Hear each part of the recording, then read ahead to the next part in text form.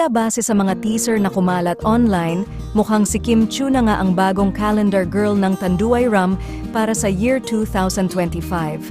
Sa kauna-unahang pagkakataon si Kim, ang tinaguriang Chinita Princess ng Philippine showbiz, ay nagpakita ng isang mas mature at sexy na imahe sa kanyang daring na calendar photoshoot.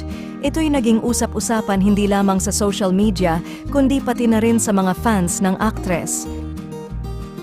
Bilib na bilib ang mga tagahanga kay Kim dahil sa kanyang confidence at flawless na katawan, na hindi may kakailang bagay na bagay sa kanya ang kanyang suot.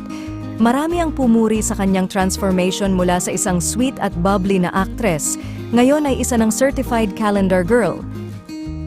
Ngunit sa kabila ng papuri, hindi rin naiwasan ng ilan na itanong, aprobado nga ba ito kay Paulo Avellino?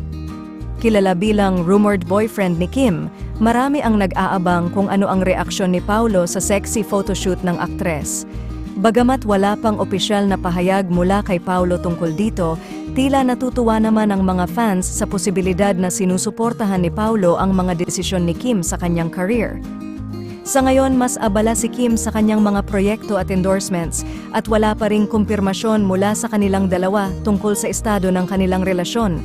Pero para sa mga tagahanga, isang bagay ang sigurado, kahit anuman ang reaksyon ni Paulo, patuloy nilang susuportahan si Kim sa kanyang career at mas daring na ventures.